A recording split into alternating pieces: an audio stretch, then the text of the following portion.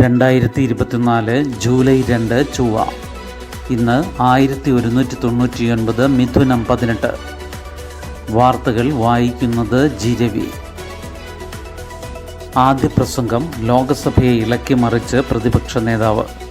ഭരണഘടന മുതൽ മണിപ്പൂർ വരെ എണ്ണിപ്പറഞ്ഞ് സർക്കാരിനു നേരെ കടന്നാക്രമണം. രാഹുൽ ഗാന്ധിയുടെ ഹിന്ദു പരാമർശം ആയുധമാക്കാൻ ശ്രമിച്ച് BJP. പ്രതിപക്ഷ നേതാവ് എന്ന നിലയിൽ ലോകസഭയിലെ കന്നിപ്രസംഗത്തിൽ ഭരണഘടന മുതൽ മണിപ്പൂർ വരെയുള്ള വിഷയങ്ങളിൽ ഭരണപക്ഷത്തിനെതിരെ രാഹുൽ ഗാന്ധിയുടെ കടന്നാക്രമണം. വിദ്വേഷവും അക്രമവും പരത്താൻ പാടില്ലെന്നും വിദ്യാർത്ഥികളും കർഷകരുമടക്കമുള്ള ജനവിഭാഗങ്ങളെ കേൾക്കാൻ തയ്യാറാകണമെന്നും രാഹുൽ ഭരണപക്ഷത്തോട് അഭ്യർത്ഥിച്ചു. ഭരണപക്ഷവുമായി ഏതു കാര്യവും ചർച്ച ചെയ്യാൻ തയ്യാറാണെന്നും പ്രതിപക്ഷം ശത്രുക്കളല്ലെന്നും അദ്ദേഹം ഓർമ്മിപ്പിച്ചു. 10 വർഷത്തിനിടെ ഭരണപക്ഷം എങ്ങനെയൊക്കെ ജനങ്ങളിൽ ഭീതി പരത്തിയെന്ന് എണ്ണിപ്പറഞ്ഞുള്ള പ്രസംഗം 1.25 മണിക്കൂർ നീണ്ടു. വെറുപ്പും വിദ്വേഷവുമില്ലാതെ ഒന്നിച്ച് പ്രവർത്തിക്കാമെന്ന ആഹ്വാനത്തോടെയാണ് അദ്ദേഹം പറഞ്ഞു നിർത്തിയത്. ഹിന്ദുക്കളെന്ന് സ്വയം വിശേഷിപ്പിക്കുന്ന ചിലർ 24 മണിക്കൂറും ഹിംസയിലും വിദ്വേഷത്തിലും ഏർപ്പെടുന്നുവെന്ന് ഭരണപക്ഷത്തെ ചൂണ്ടിയുള്ള രാഹുലിൻ്റെ പ്രസ്താവന ആയുധമാക്കാൻ BJP ശ്രമിച്ചു. ഹിന്ദുക്കൾക്ക് ഒരിക്കലും ഭയവും വെറുപ്പും പടർത്താനാവില്ലെന്ന് പരമശിവന്റെ ചിത്രം ഉയർത്തിപ്പിടിച്ച് രാഹുൽ വിശദീകരിച്ചു. വിവിധ മതദൈവങ്ങളുടെ ചിത്രങ്ങൾ ഉയർത്തിക്കാട്ടി അഹിംസ, ധൈര്യം എന്നിവയെക്കുറിച്ചും അദ്ദേഹം വാചാലനായി. പ്രധാനമന്ത്രി നരേന്ദ്രമോദിയും മന്ത്രിമാരായ രാജ്നാഥ് സിംഗ്, അമിത് ഷാ, ശിവരാജ് സിംഗ് ചൗഹാൻ, കിരൺ റിജ്ജു, ഭൂപേന്ദ്ര യാദവ് എന്നിവരും പ്രസംഗത്തിനിടെ ഇടപെട്ടു. രാഹുൽ ഗാന്ധി പറഞ്ഞ കാര്യങ്ങളിൽ വസ്തുതാ പരിശോധന നടത്തണമെന്ന് അമിത് ഷാ സ്പീക്കർ ഓം ബിർളയോട് ആവശ്യപ്പെട്ടു. നിങ്ങൾ ഹിന്ദുവല്ല എന്ന് പ്രധാനമന്ത്രി നരേന്ദ്രമോദിയുള്ളവരെ അടക്കം ചൂണ്ടി രാഹുൽ പറഞ്ഞപ്പോൾ ഭരണപക്ഷത്തു നിന്ന് വലിയ പ്രതിഷേധമുണ്ടായി. പതിവ് വിട്ട് മോദി തന്നെ പ്രസംഗത്തിനിടെ രാഹുലിനെതിരെ രംഗത്ത് വന്നു. മുൻപും ഇത്തരം സന്ദർഭങ്ങളിൽ മന്ത്രിമാരാണ് തടസ്സവാദം ഉന്നയിച്ചിരുന്നത്. ഹിന്ദു സമൂഹത്തെ മുഴുവൻ രാഹുൽ അക്രമികളായി ചിത്രീകരിക്കുന്നത് ഗുരുതര വിഷയമാണെന്ന് മോദി പറഞ്ഞു. BJPക്കെതിരെയാണ് താൻ പറഞ്ഞതെന്നും BJPയും RSSും മൊത്തം ഹിന്ദു സമൂഹത്തിൻ്റെ പ്രതിനിധികളല്ലെന്നും രാഹുൽ തിരിച്ചടിച്ചു. മാപ്പ് പറയണമെന്ന ആഭ്യന്തരമന്ത്രി അമിത്ഷായുടെ ആവശ്യത്തിന് വഴങ്ങിയതുമില്ല. 2 കുട്ടികൾക്ക് കൂടി അമീബിക് മസ്തിഷ്ക ജ്വരമെന്ന് സംശയം. അമീബിക് മസ്തിഷ്ക ജ്വരത്തിൻ്റെ ലക്ഷണങ്ങളുമായി 2 വിദ്യാർത്ഥികൾ ചികിത്സയിൽ. പള്ളിക്കര സ്വദേശിയായ 14 വയസ്സുകാരനും കിഴൂർ സ്വദേശിയായ 10 വയസ്സുകാരനുമാണ് ചികിത്സയിലുള്ളത്. കിഴൂർ പള്ളിക്കര റോഡിലെ കാട്ടുംകുളത്തിൽ കുളിച്ച 14 വയസ്സുകാരൻ കോഴിക്കോട് സ്വകാര്യ ആശുപത്രിയിൽ വെന്റിലേറ്ററിലാണ്.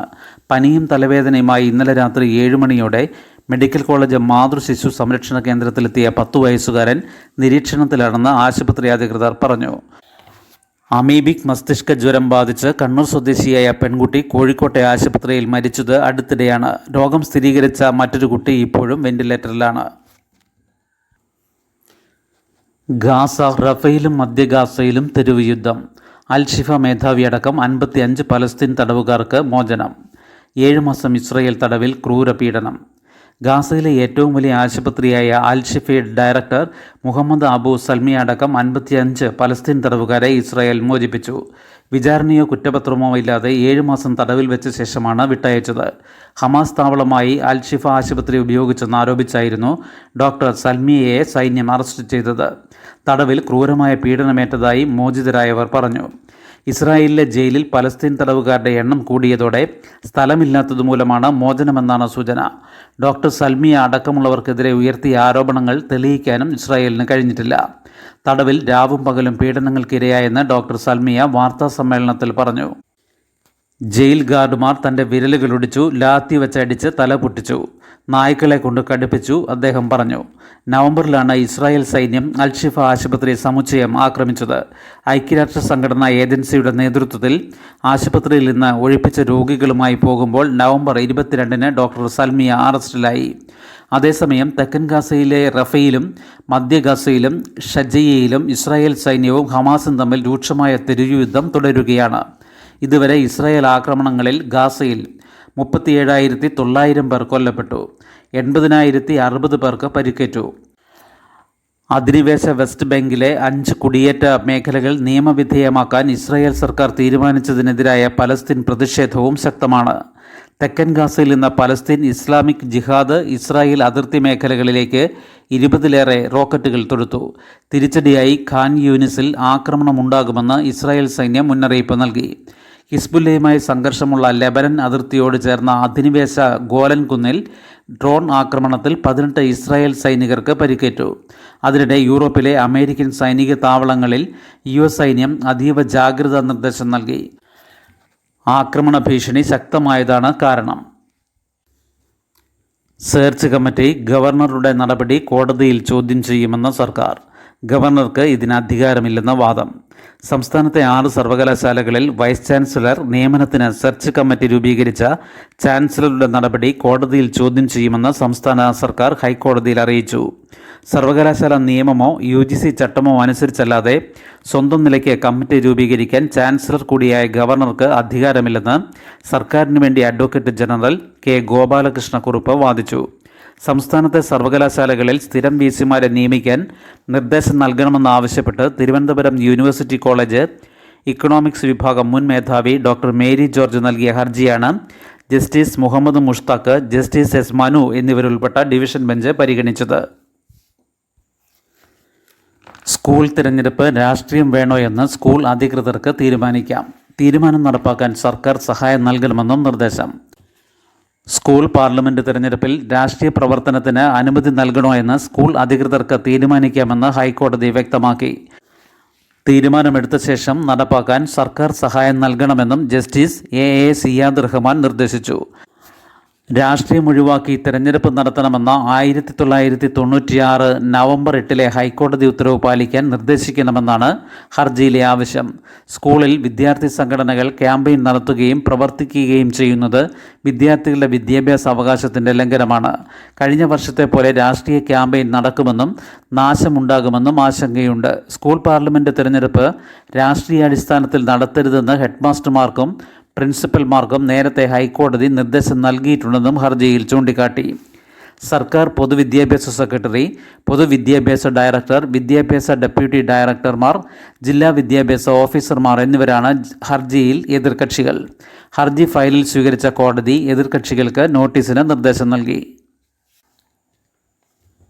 പ്രവാസി കേരളീയർക്കായി ലോക കേരളം പോർട്ടൽ രജിസ്ട്രേഷൻ ഇന്നു മുതൽ. ലോകമെമ്പാടുമുള്ള മലയാളി പ്രവാസികളെ ഒരു കുടക്കീഴിൽ ഒരുമിപ്പിക്കുക എന്ന ലക്ഷ്യത്തോടെ നോർക്ക തയ്യാറാക്കിയ ഡിജിറ്റൽ പ്ലാറ്റ്ഫോമായ ലോക കേരളം ഓൺലൈൻ പോർട്ടൽ ഇന്നു മുതൽ രജിസ്റ്റർ ചെയ്യാം.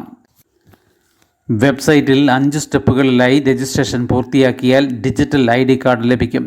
മറ്റു സംസ്ഥാനങ്ങളിലെയും വിദേശ രാജ്യങ്ങളിലെയും പ്രവാസി കേരളീയർ, NRK അസോസിയേഷനുകൾ, കൂട്ടായ്മകൾ എന്നിവർക്കും രജിസ്റ്റർ ചെയ്യാം. പ്രവാസികൾക്ക് ആശയ കൈമാറ്റത്തിനും പ്രൊഫഷണൽ കൂട്ടായ്മകൾക്കും ബിസിനസ് തൊഴിലവസരങ്ങൾ കണ്ടെത്താനും കഴിയുന്ന കൂട്ടായ്മ എന്ന രീതിയിലാണ് പോർട്ടലിൻ്റെ രൂപകൽപ്പന. ഓൺലൈൻ തട്ടിപ്പ്, ക്രിപ്റ്റോ പുതിയ വില്ലൻ, ഇസ്രായേൽ സാങ്കേതികവിദ്യ വാങ്ങാൻ കരാർ.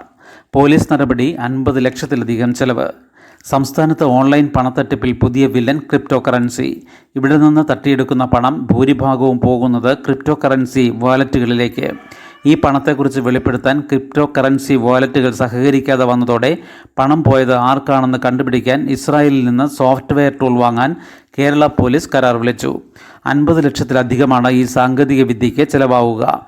ഒരു ക്രിപ്റ്റോ വാലറ്റിൽ നിന്ന് മറ്റ് ക്രിപ്റ്റോ വാലറ്റുകളിലേക്ക് ഈ പണം മാറ്റിയാലും അവിടെ നിന്ന് വിദേശ അക്കൗണ്ടിലേക്ക് മാറ്റിയാലും തട്ടിപ്പിന് ഉപയോഗിച്ച മൊബൈൽ ഫോണിൻ്റെയും കമ്പ്യൂട്ടറിൻ്റെയും IP വിലാസം ഈ ടൂൾ വഴി ലഭിക്കും. പണം പിൻവലിച്ചത് ഏതു വഴിയാണെന്നും കണ്ടെത്താം. കേരളത്തിൽ നിന്ന് ഓൺലൈൻ തട്ടിപ്പിലൂടെ നഷ്ടമാകുന്ന പണം വിദേശ രാജ്യത്തേക്ക് ഒഴുകുന്നത് 2023 മുതലാണ് ശ്രദ്ധയിൽപ്പെട്ടത്. ഇതിൻ്റെ അന്വേഷണത്തിലാണ് ഭൂരിഭാഗം പണവും തട്ടിയെടുത്ത ഉടൻ ക്രിപ്റ്റോ കറൻസിയിലേക്ക് മാറ്റുന്നത് ശ്രദ്ധയിൽപ്പെട്ടത്. ഇത് പിന്നീട് വിദേശത്തുള്ള ക്രിപ്റ്റോ അക്കൗണ്ടുകളിലേക്ക് മാറിയെന്നും കണ്ടെത്തി.